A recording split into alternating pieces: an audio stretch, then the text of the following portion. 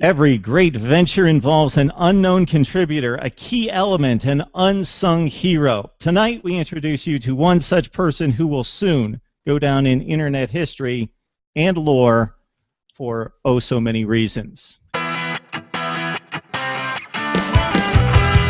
And welcome to the Mark and Macy Show. We come your way every Thursday night, right about 6:45. Unless we have the dreaded technical issues and just love talking pre-show with our guest. Macy, how you doing this week? I'm great. I'm so excited. One of my all-time favorite guests is in the house tonight, so I am thrilled. One of the all-time out of 5, I believe, is what our count stands currently at. But it could go to 500, and he would still be one of our all-time favorites. Number one. Number one for many reasons. So we will introduce you very soon to Mr. Phil Murphy. So Macy, what's going on this week? Not too much. Went to Trenton Thunder 2 nights ago. Saw A-Rod batting for the Thunder. 2 for 4, not a bad night. Last night he hit a home run, so he looks, pretty well. It's finally hot, baseball weather, nachos, ice cream. It's good, dude. Life is good. I'm guessing that A-Rod is getting himself into form similar to what I was doing earlier this morning, playing some softball in the ESPN Softball League for the first time in like 4 or 5 years. So our team lost. I'm not going to tell you the score. So we have a department team that I used to play on, and now we have so many people in our department that want to play that there is a second team forming that has formed, and they asked me to play, and so I dusted off the cleats, did the whole deal, came out for the first time this week, and hit the batting cages last night so I wouldn't embarrass myself, and I gave them a solid 1-for-1 before we got mercy ruled. And I DH'd. I said, I refuse to play in the field, not going to embarrass myself for the first game. I will be out there after watching my teammates who are hopefully not checking us out tonight. I will be in the field for the second game. I will do that. But it was fun to be back on the softball field, and I think my face shows it because it was mighty hot today, and I'm sure they're in Philly too. Yeah, well, welcome out of retirement. No, it's definitely so hot. It went from, 50s, 60s, and rain and wind to, I think, 94 I saw today. So it's a little toasty. Okay, Macy, I think without further ado... Talking about toasty and hot now. Our next guest. No. This is why you should introduce the guests, Macy. No, Phil is more than that. Come on. Well, that's the tip of the iceberg. Toasty, hot iceberg doesn't quite go, but I tried. Mr. Phil Murphy, ESPN's own. Phil, thank you so much for joining the Mark and Macy show here. Yeah, thanks for giving me the opportunity to double dutch into this conversation. But yeah, thank you guys for having me on the show. I'm excited to talk about whatever you want to talk about. You guys are both friends of mine who I've known for a few years now, and this is my first venture into the Mark and Macy show, so I'm real excited. Yes, and so if you're unfamiliar with Phil's work, he works for ESPN. He's an anchor, reporter, and producer, digital media. You can catch him on college football coverage as well on ESPNU, sometimes ESPN2. Phil is all over the place. Can you give us an idea, Phil, of what you've been working on just over the last few weeks and basically going back to college football because, I'm a college football nut, so that's where I connect with you most of the time is involving your college football work and so much that you're doing out there. Yeah, I mean, with college football, as you know, Mark, it's somewhat seasonal. I do that, especially during the fall, just week-to-week coverage of the season. But during the NFL draft, kind of shift there, the draft-eligible players, I do some work with Mel Kiper, Todd McShay. That's more the production side, the behind-the-scenes stuff with the draft. So I was full throttle there until about a month ago. And now college football hasn't yet picked up. Art Briles news notwithstanding today, that kind of blew the doors off everything, but it had been somewhat slow. And year-round, I also cover MMA. So UFC has been a passion of mine for some time, and ESPN graciously afforded me the opportunity to start covering it for them in 2012 in a producer capacity and an anchor capacity. I've covered a couple of events, and I'll be at UFC 199 next week in LA, so that'll be a lot of fun. I'll be backstage doing post-fight interviews for ESPN.com and other platforms should there be any interest. So Phil, like, you now work for ESPN, and every day you seem to be growing and covering something else. When you wake up in the morning, what's your thought? When you're driving to work and, everyone's got those morning thoughts, what are yours? When I wake up in the morning, it's usually I spend the first 25 minutes after my alarm scrolling through Twitter and just vegging out.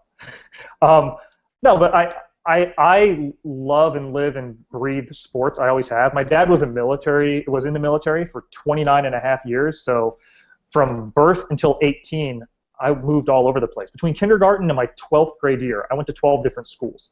So as I moved around, it was always new friends. I mean, this is pre-Facebook, pre-MySpace, pre-social media.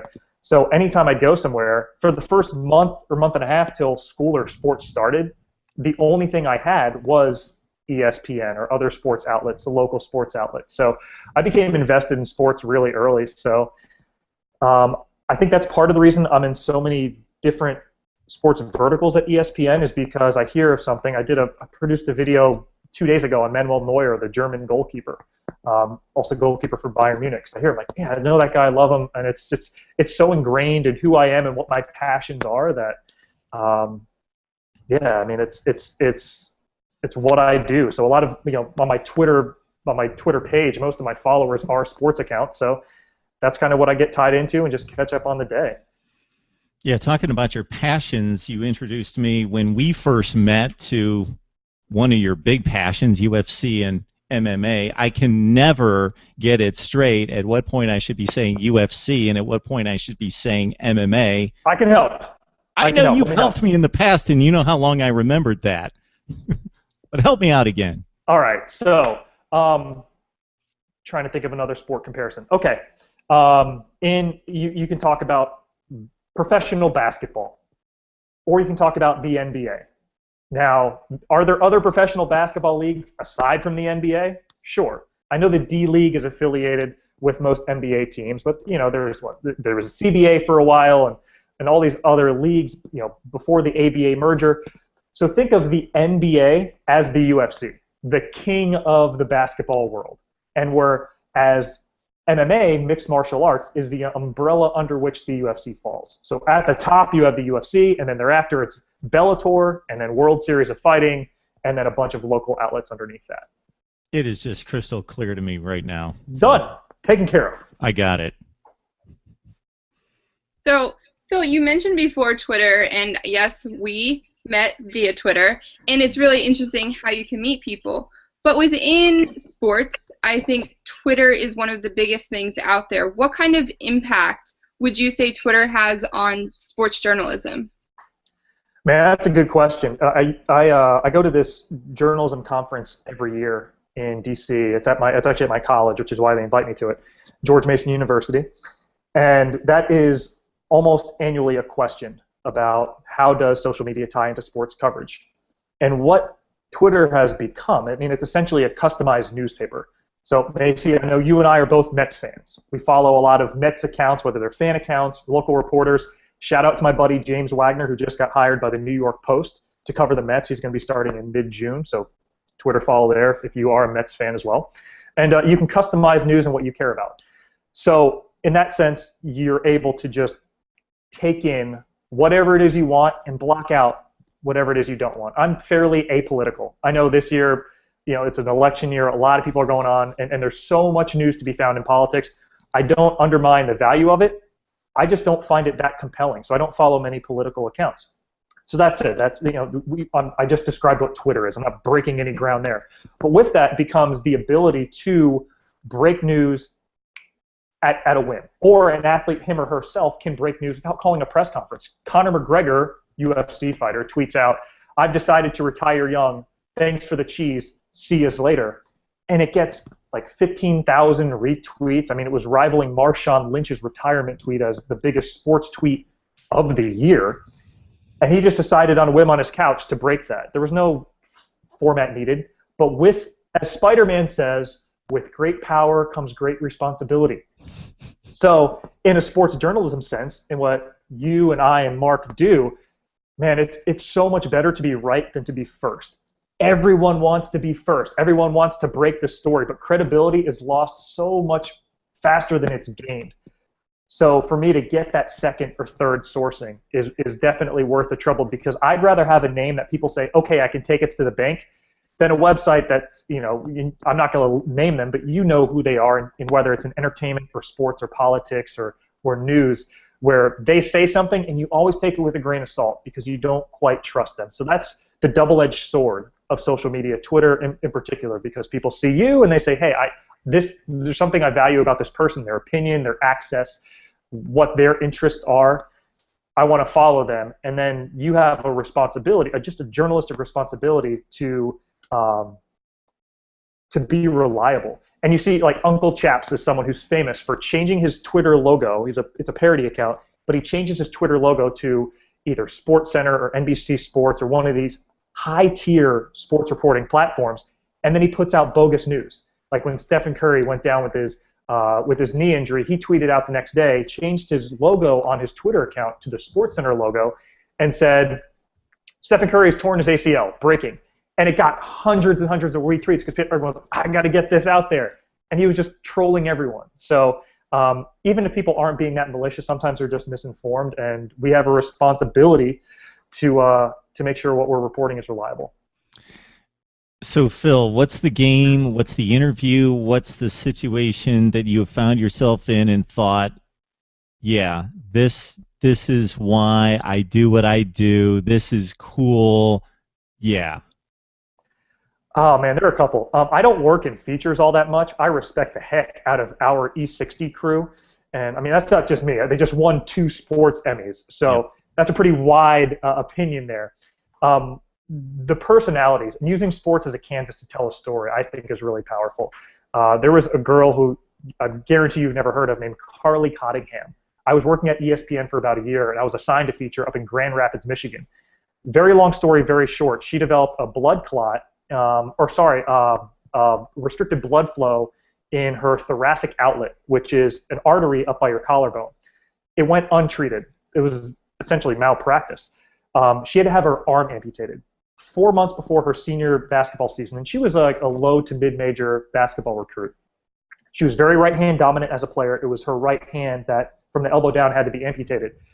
90 days after the surgery, she was out playing basketball again and played her senior season with one arm and retaught her. I mean, she would bandage her arm herself multiple times a day, very painful practice, so she can go out and just shoot in her driveway and learn to dribble with her left hand and learn, okay, how can I use this appendage to play a game?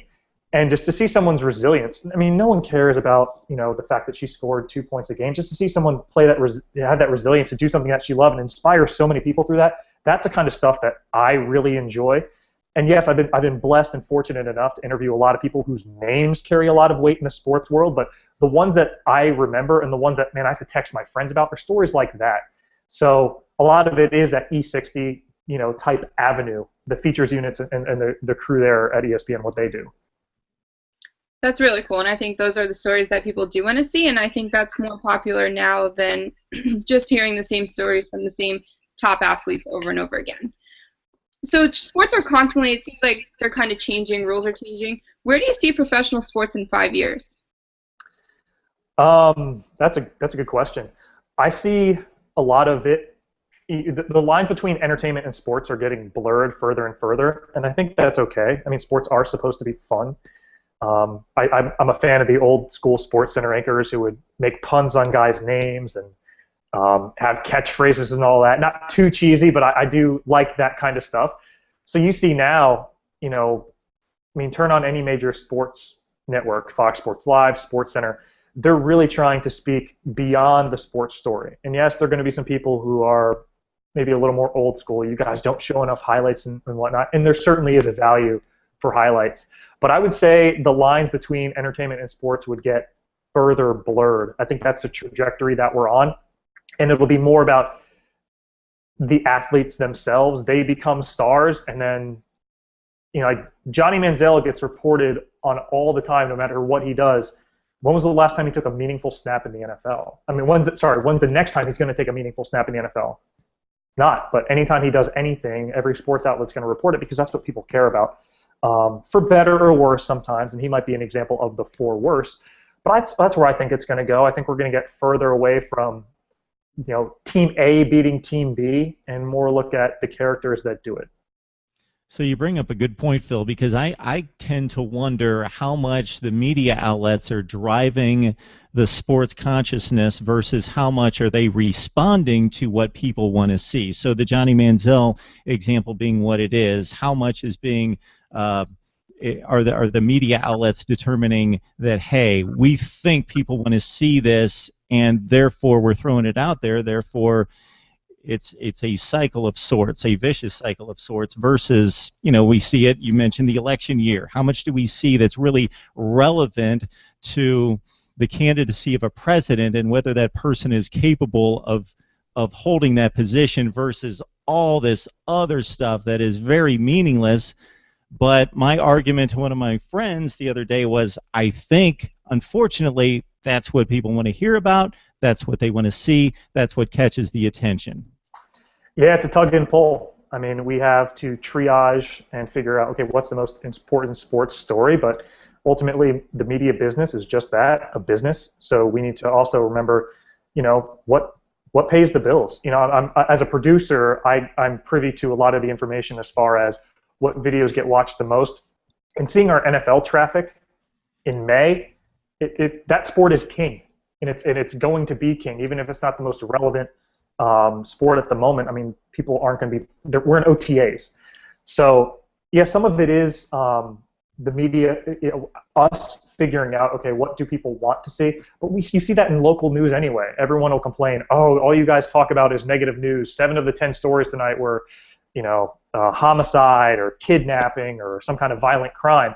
But those are the stories that get traffic. So in one sense, you need to fish where there are fish. And in the other sense, there is a responsibility to, a perfect example with what ESPN did, the Invictus Games. Man, those are some inspiring stories of military veterans who've had some kind of tragic injury who are using sports as a form of recuperation and just to find some kind of purpose or re-find their purpose in life after serving their countries and having something tragic happen to them. We poured a lot of resources into that, and you and I both know, that didn't kill it in the ratings, but there were stories worth telling, so they were told. So it is a tug and pull. The one pet peeve I have, and every network is guilty of this, is an analyst says something outlandish, and then the entire network then reports on that story. It's like the self-indulged practice of some NBA analyst, pick your network, says Steph Curry shouldn't have been unanimous MVP, or worse yet, he wouldn't have been an all-star in the 80s. Take that as an example. And then the entire rest of the sports discourse that day is, well, this guy said Steph Curry wouldn't be an all-star in the 80s. What do you guys think about that? And then it becomes this whole echo chamber of, a lot of times they're platitudes, because oftentimes the reason it's brought to such a level is because it's an opinion that is unfounded. So people are saying, well, I disagree with that, and you hear a bunch of people just disagreeing with it in kind. That's my one pet peeve with the news cycle nowadays. But to answer your question, I'm very long-winded. I apologize, guys, but I would say there's a tug and pull and a certain balance there to be kept. You are the show, Phil. You don't need to apologize. Macy. Yes. Okay, so Phil, I was very interested to hear, and I did not know that you always went to different schools within so many years. Mm-hmm. So that's tough. And if you were to do that nowadays, you have the internet, you have social media, you have TVs where you can watch any game.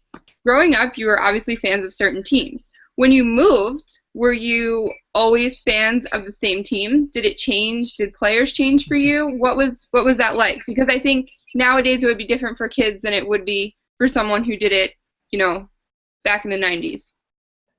Thank you for not making me feel too old there. I have a few months left in my 20s that I'm clinging to for dear life. Could be making somebody else feel old, but go ahead, Phil. So when I moved, I brought the teams with me because it was there was a measure of consistency there. My dad passed along 2 teams to me. And Macy, I think this is why you and I became friends initially. The two teams my dad passed along were his alma mater, Penn State, and the New York Mets. He grew up an hour from New York City, and they won the World Series when he was 9. So I didn't have an option with those teams. I was the baby in that kind of gear. As my mom was pregnant with me, I was at every game in Penn State's most recent national championship season. So I didn't have an option with those. As I moved around, I lived in St. Louis when I was 5 to 8, about 6 to 8, somewhere in that range. And everyone was a hardcore Blues fan. And my buddy's dad was the local weatherman, so he had great access to the game. I was, rinkside a number of times. So I'm Brett Hull, Al McInnes, Cujo. I have a Peter Zezel's hockey stick 10 feet from me. And so that's a team I picked. I was heartbroken last night when they lost to the Sharks. I picked up that team, and then I kind of brought it with me. So I have kind of a national spread. And when I'm a Broncos fan and a Mets fan, and last year people were like, oh yeah, World Series and a Super Bowl, World Series berth and a Super Bowl, real tough on the bandwagon. Dude, rewind 4 years when the Broncos had the number 2 pick and took Von Miller, and Macy, you know how terrible the Mets were for a good portion of the aughts, the 2000s. So yeah, I brought them with me. I did pick up to a degree the Washington Capitals when I moved to DC, and that kind of goes to your point, Macy. I moved to Germany, the lockout happened. I moved back, and I'm like, all right, let's see the Blues. And there were none of the same guys. So there was a season where I was a little bit disenchanted by it. Like, okay, I'm not going to root for laundry. And I was living in D.C. They had just drafted Ovechkin, and I was like, I can get on with that. I had, if I hate the guy who had multiple teams in one sport, but I'm him in hockey. I do want the Blues to do well, and I do want the Capitals to do well, and I would actually hate it if they met in the Stanley Cup Finals, which almost I thought was going to happen this year. But outside of that, I mean, it's not too dissimilar from a situation where, say, you grew up rooting for a college football team and then you get accepted with a scholarship to a school of their rival. I have a friend who's in that situation. She grew up an Auburn fan and went to Mississippi State on scholarship. So who does she root for during football season? It's torn. There's a split loyalty there. But that was kind of my roadmap. As I went around the country, picked up teams all over the place. I'm Mets, Broncos, Penn State. I don't have multiple teams in those sports, so don't think like I just root for the entire Mid-Atlantic. But okay. Those are my teams. Phil. Yeah. I jump all over people like that. So we talked about what you enjoyed covering, and you took us down a different path, a very more meaningful path. Looking ahead, what would you like to cover in your broadcasting future, and what would be that dream job, that dream position? Oh man, I wasn't prepared for that question. I've said I love MMA. I love the UFC, and I think part of what I like about it so much is there's so many untapped storylines.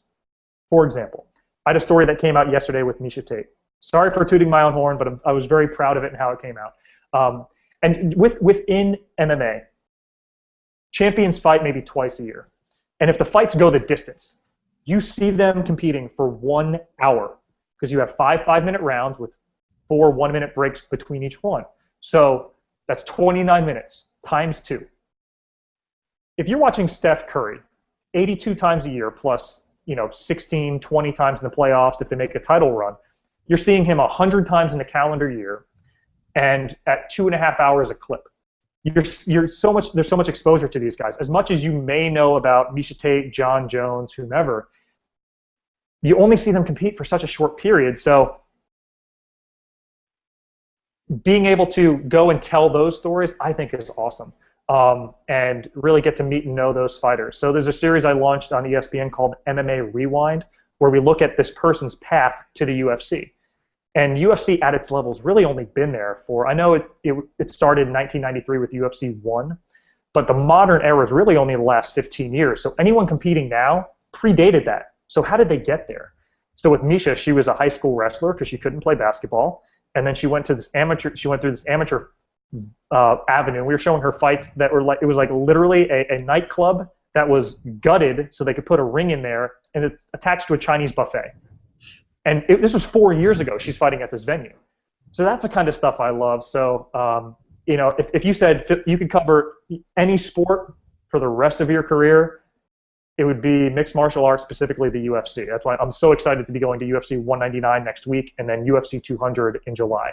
I think both those events will be a lot of fun, and it's really cool to see MMA continuing to get more and more mainstream. Phil, would you ever jump in the ring? You know, I boxed today, but the bag doesn't hit back is the thing. So I am past the point, I think, where I could train and be effective effective in the cage. So no, I don't want to ever be in a situation where I have to fight someone. And you know, for me to like with my schedule, I could do just enough jiu-jitsu or judo or whatever it is I'd be training in to get my butt kicked about once a week. You know, the guys who are good at it, they go 4 or 5 days a week. I don't have the time to do that. So I'd be going just enough to get my butt kicked by them. And, you know, just, no. The short answer to your question is no. So one of the big reasons why we were so excited to have Phil on was that we're all friends. So even before we started the show, the pre-show conversation was even more fun than what's happened over the last 20, 25 minutes. But the next thing was we know Phil knows his stuff. He was going to bring great conversation to the sports debate and discussion. The third reason is because without Phil, there's no Mark and Macy show. So Phil, how did this come about? Of course, I know how it started. Basically, I was looking for a co-host, and I was searching all over the place just saying, hey, on Twitter and Facebook, if you've got any great selections, let me know. And different people served up about 5 total, including Phil, who had the right selection.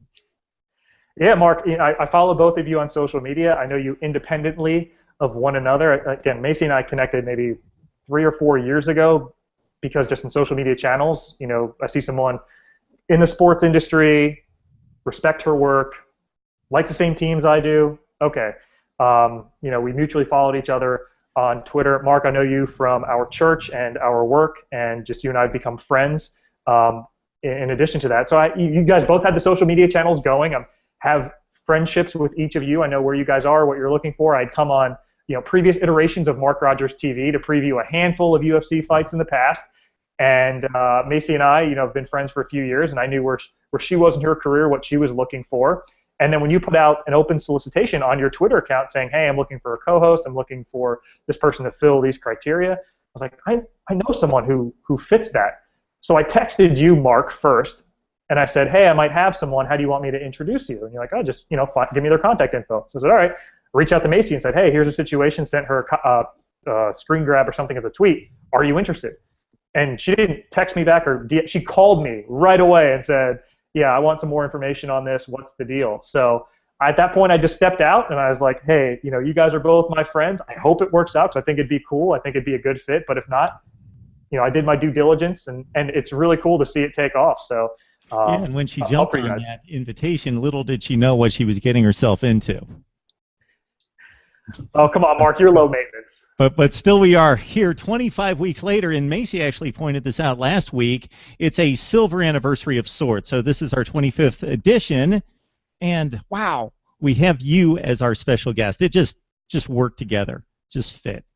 That's amazing. And I know that the initial phone call was longer than 25 weeks ago, you know, because I know there were some conceptual things for you guys to get going. But that's awesome how that worked out. The silver anniversary. It's an honor to be a guest on your show. And you've got to be a guest again. That's all there is to it, Phil. So we know that your schedule is crazy. I don't think Macy was on with us a few minutes before we started when you were running down what your next 40 or 45 days look like. But it's pretty crazy stuff. You're going to be all over the place. Yeah, UFC 199. My girlfriend lives in Kansas City, so I'll be out there for 4th of July, but I'm going straight from there to Vegas for UFC 200 and a couple of UFC events through the summer. We got conference football or college football conference media days. Some of them come through ESPN. We have to go to some of them. So, yeah, I'll be on the road a lot. I think the math worked out to over the next 42 days, I'll be on the road for 22 of them, which stinks. It's going to be hard to find a gym where I can stay in shape. But it'll be a lot of fun. Get the frequent flyer miles going, and most importantly, see a lot of cool things. And that's what most excites me. But to anyone who's like, oh, my roommates, we have a little whiteboard over here. Well, each of us is going to be out of town. Like, oh, you're lucky you get to travel all this time. Travel is sexy to the people who don't do it.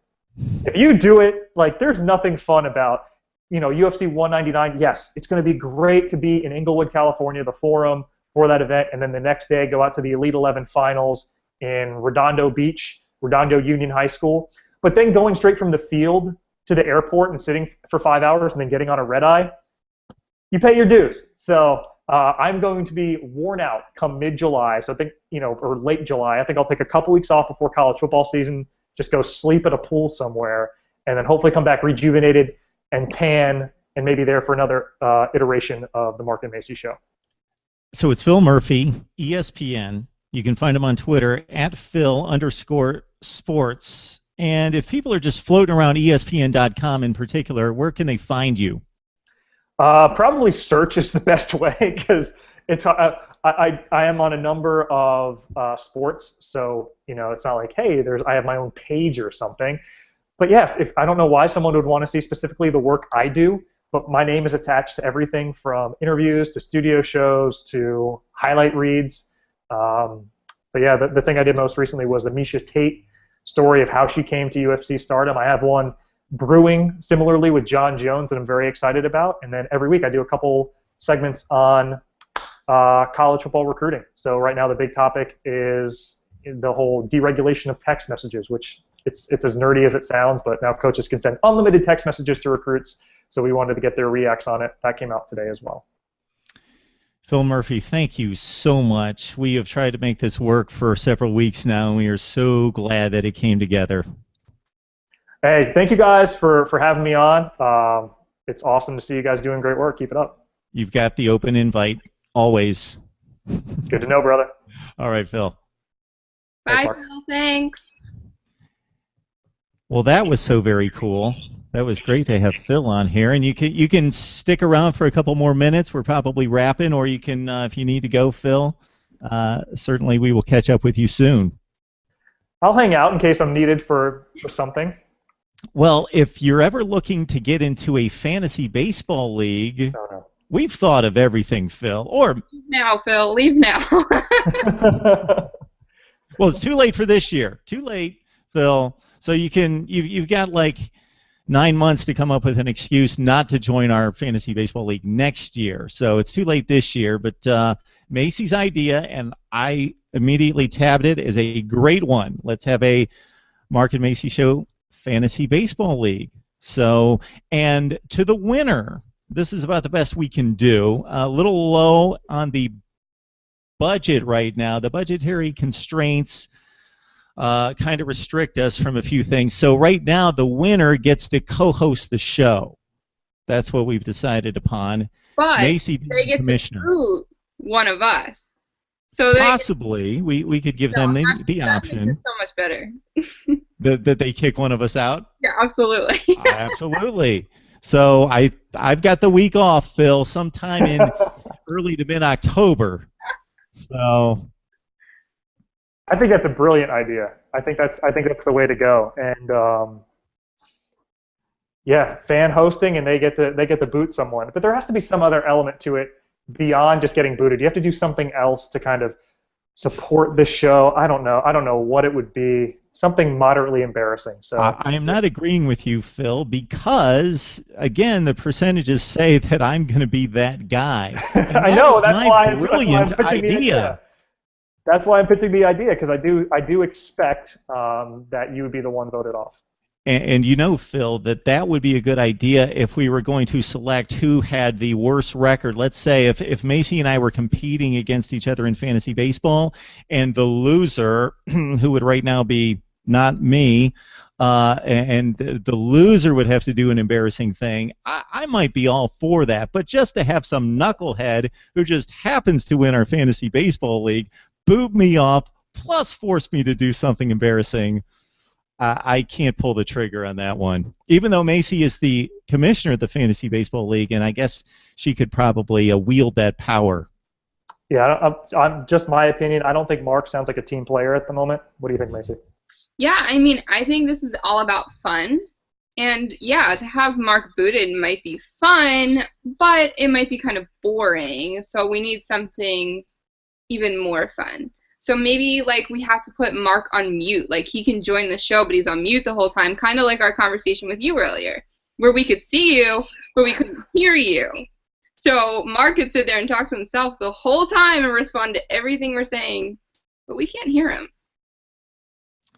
All right, you've got plenty of time to kick that around in between those ears there, Macy, and you just let me know what I'm going to have to be subjected to.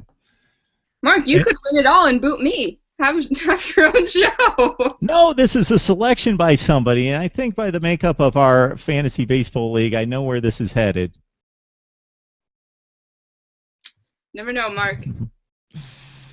All right, so this is the Mark and Macy Show. You can join us every Thursday night. We typically join you on Blab to get that engagement from the audience. Tonight we're on Google Hangouts, so you can join us on Google Hangouts as well. The record is posted on YouTube, and also I posted on my Facebook page as well. And we've got the Twitter going. Phil, you can join us there. I don't know if you're following us on Twitter. I think I am, right? Am I not? Just making sure. I will fix this right now. Mark and Macy Show. Mark and Macy Show. All right, now I'm following you. I wasn't. I'm sorry. Good for you. I think we're up to 72 now. 73. 73. All right. And we also have a website, markandmacyshow.webs.com. And I think I've covered everything. So, again, Phil, this was great. Thanks so much for joining us. My pleasure, guys. We have done all sorts of damage, and we will catch everyone next week.